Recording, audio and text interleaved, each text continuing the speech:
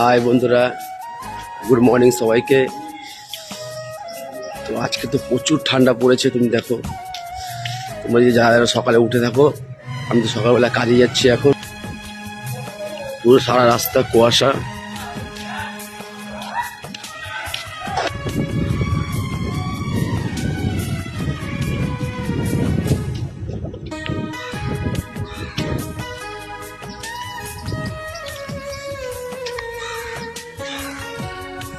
দেখতেই পাচ্ছ এত কুয়াশা পড়েছে। আজকে 23শে জানুয়ারি, আজকে নেতাজি সুভাষের জন্মদিন।